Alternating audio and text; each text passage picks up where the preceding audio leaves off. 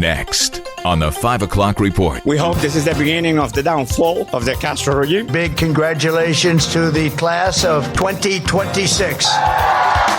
It is very clear from last night that Trump still commands the loyalty of his troops. Not only were they presenting a lot of political material themselves, but they were presenting it as truth. Now, let's go to the newsroom. Good afternoon and welcome to the broadcast. I'm Family Life News anchor Sarah Harnish. Havana humiliated. After a 30-year wait, the U.S. just pressed charges against the former dictator of Cuba, Raul Castro. Cuban Americans are celebrating outside Freedom Tower in Lower Manhattan. USA! USA! USA! The 74-year-old brother of Fidel Castro was in charge of the nation's military when it shot down civilian planes, killing 3 American citizens and 1 U.S. resident in 1996. Acting Attorney General Todd Blanche. My message today is clear. The United States and President Trump will not forget its citizens. Oscar Fernandez fled Cuba in 1961. He spoke with Fox News. It means some justice for the Cuban people. For 67 years, we have been ignored by everybody. The United Nations, the Organization of American States, the European Union, everybody. We hope this is the beginning of the downfall of the Castro regime. Sorry, little emotional. And we're ready to go back and help in the reconstruction of our country. Castro is charged with conspiracy to kill U.S. nationals, destruction of an aircraft, and murder. There's no indication he'll be taken into U.S. custody. President Trump gave the commencement address to the U.S. Coast Guard today in New London, Connecticut. Very big congratulations to the class of 2026, special class. The president honoring the hard work the 200 cadets did to graduate. The United States Coast Guard have lived by a creed of honor and bravery and sacrifice that have defied every storm, shipwreck, and every single enemy attack. In the hour of need, our Coast Guardsmen have brought hope to the hopeless and swept the innocent from the jaws of a raging sea. He's the only sitting president in American history to address the Coast Guard twice.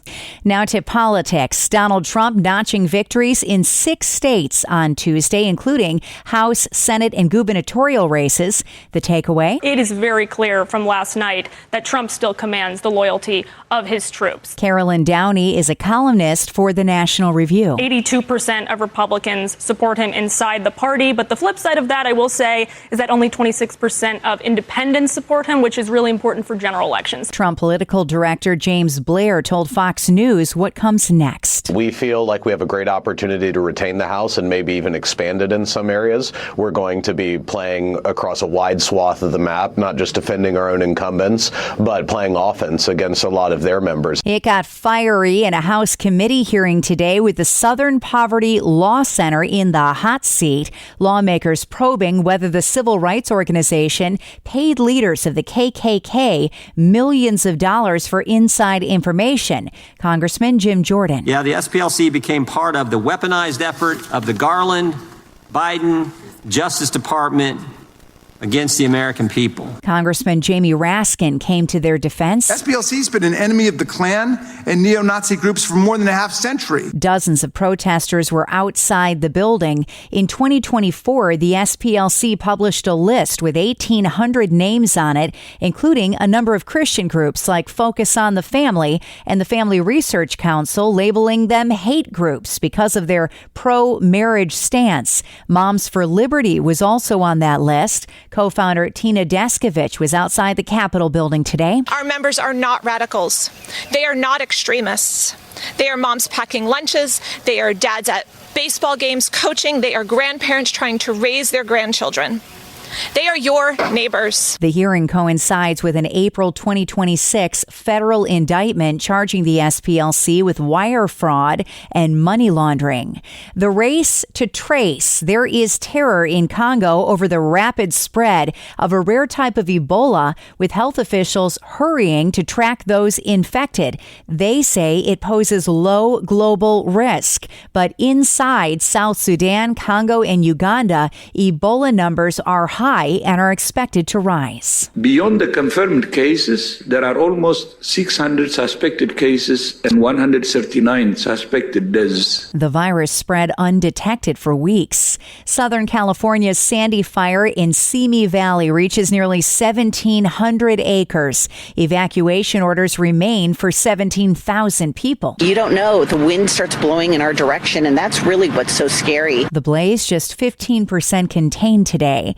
A Colorado middle school student and her mother are speaking out after the 7th grader was prevented from reading her pro-life themed poem as part of a class poetry slam assignment. Here, the 13-year-old reads part of her banned poem for the website Libs of TikTok. The Word of God says, "You knit me together in my mother's womb. How come we never listen to this and try to send them to a tomb? Your works are wonderful, his works are wonderful. A person is a person no matter how small. A life is a life no matter how small." Her mother says the teacher called her daughter's topic, quote, too political, while treating other topics as fair game. Not only were they presenting a lot of political material themselves, but they were presenting it as truth. They brought up racial issues, LGBTQ rights, immigration. To that, they said, sorry, no, this is too political. We are not going to allow it. The teacher threatening to make the girls sit outside the classroom while others read their poems, but eventually they relented. No comment so far from the Jeffrey County, Colorado public school system about the allegations. And it is hard to believe that Memorial Day weekend is just days away, but nearly 40 million of us will travel at least 50 miles from home. That's despite a sharp uptick in gas prices. Auto mechanic Wes Adams tells Spectrum News you can maximize your fuel economy by driving the speed limit. Not a lot of people recognize that as you increase speed, the aerodynamic effect is actually pretty substantial. When you go 75 plus, miles per gallon drops pretty fast. He also says keeping your tires properly inflated will help you get more bang for your buck. Still to come on the 5 o'clock report, some storms moving in, the impact of pornography on women, and pollen peak. But first, your forecast. I'm Kevin Williams, and here is your Family Life regional weather forecast for tonight, becoming mainly clear across much of western and central New York and Chile. Clouds will be more stubborn in Pennsylvania. In fact, there'll be some showers in parts of central and eastern Pennsylvania and a rumble of thunder early. Low temps, upper 30s and 40s. Tomorrow, sunny and crisp in New York. Clouds and sun in Pennsylvania. Some leftover showers in parts of central and eastern Pennsylvania near and south of I-80. It's a cool day. Highs upper 50s to mid-60s. And on Friday, mainly sunny in New York, mostly cloudy in Pennsylvania with showers arriving, high temps in the 60s. Thank you, Kevin. Checking the stories making news where you live across New York and Pennsylvania. The news team is closely watching the radar right now. 25 Pennsylvania counties are under severe thunderstorm watches or warnings at this hour. Alerts run from State College to Gettysburg and Johnstown all the way to Philadelphia. Here's CBS News. These storms, as they push to the east, could pack a punch, not only with some heavy downpours, but also winds that could gust up to 60 miles per hour. Not a single county in New York has a weather alert, but there are pollen alerts out in the Empire State. Lots of them today. Our own Mark Webster has the lowdown. Yeah, pollen can be a pain this time of year, along with other airborne allergens. Today's readings find medium-high levels covering a majority of central and eastern Pennsylvania, as well as Rochester and the Finger Lakes region of upstate New York. The worst levels, though, are found in eastern New York and along the New York-PA border from around Binghamton south to Scranton, with extra high pollen counts right now. Sufferers in those regions are advised to limit outdoor time, shower afterwards, and wash sheets regularly. Mark Webster, Family Life News. The city of Rochester's mayor, Malik Evans, held a press conference after 200 to 300 people were in a fight at Ontario Beach Park. He issued a warning to everyone enjoying a state park this coming Memorial Day weekend. Making sure that people understand that using these public places are a privilege and not a right. There was a rally at the beach last night with community members calling for peace. Household debt is up as more people fall behind on paying for things things like cars, homes, and utilities. Karen Rando with the Consumer Credit Counseling Service of Rochester, New York, tells Spectrum News the interest rate on those credit cards is clobbering consumers. If you're using your credit cards to pay everyday expenses, your groceries, maybe even utilities or other bills that you have coming in, you're not paying that off every month. That's a warning signal. Rando says wages are not keeping pace with inflation, and that means more people than ever before are running out of month at the end of the money. It's going to force people to reevaluate what they're spending their money on and to determine, can I continue living the way I have been? Total household debt in this country for the first 3 months of the year is $18 trillion. That's trillion with a T.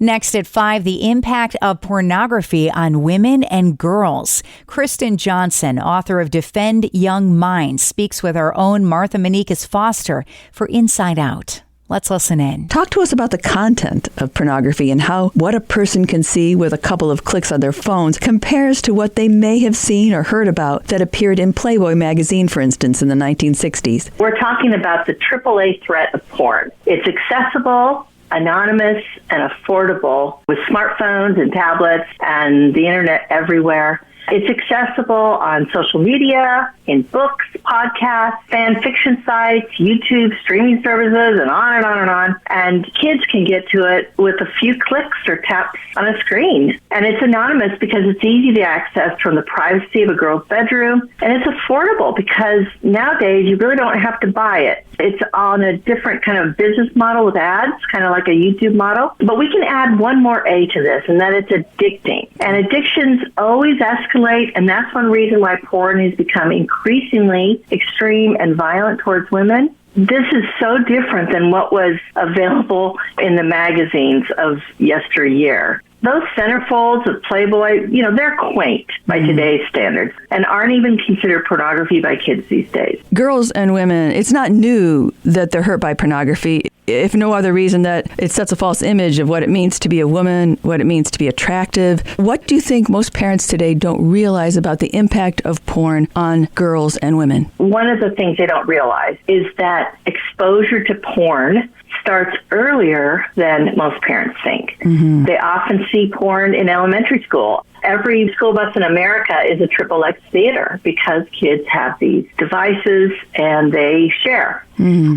Parents may not be aware that porn can often be a girl's first introduction to sex, especially if they haven't started those conversations earlier. Mm-hmm. But it's not just through video. Porn is now prevalent in cartoon form and in young adult books. It is coming at them from so many places. Most parents don't think their girls will be interested, but girls are curious. They come to see porn as the way to learn how to be attractive. That portrayal of inhumane objectification and violence sets up girls for lifelong struggles with lower self-esteem, poor mental health, and it can also affect their ability to enjoy a trusting, intimate marriage. Mm-hmm. The most important thing for parents to remember is that when girls view or read pornography, not only can they become addicted to it, they can become more accepting of sexual violence against themselves. Right. That's Kristen Johnson, author of Defend Young Minds. If you'd like to hear the entire interview for Inside Out, you can check it out online anytime at Apple Podcasts, Spotify, YouTube, or at familylife.org. Where does God's provision end and our responsibility begin? Hi, I'm Rob West with today's Faith and Finance Minute. Scripture shows us it's not either or, it's both. In 2 Timothy 2:6, Paul says, the hardworking farmer should be the first to receive a share of the crops. The farmer can't control the rain or the harvest, but he still plants, works, and waits. That's how God's provision works. We trust Him fully, but we also participate faithfully. We make wise decisions, work diligently, and steward what He provides, while depending on Him for the outcome. Because provision isn't a transaction, it's a relationship. God is the provider, and we're His stewards, so don't fall into passivity or pressure. Instead, live in the balance, trust God completely, and work faithfully. Connect with a certified Kingdom advisor who's been trained to deliver financial advice that aligns with your Christian values by visiting our website, faithfi.com. Finally, at 5, we'll just call it do-it-yourself traffic control. A Lincoln Park, Michigan man who says police haven't done enough to crack down on speeders in his street decided it was time to do something about it. So he bought some asphalt and built his own speed bump. Dale Wells says something had to be done. It's dangerous. They run through that stop sign like crazy. It took police less than an hour to remove the homemade speed bump, and they warned Wells a DIY speed bump creates its own set of safety concerns. And that's the world that we live in for Wednesday, the 20th of May. I'm Sarah Harnish, and this is Family Life News.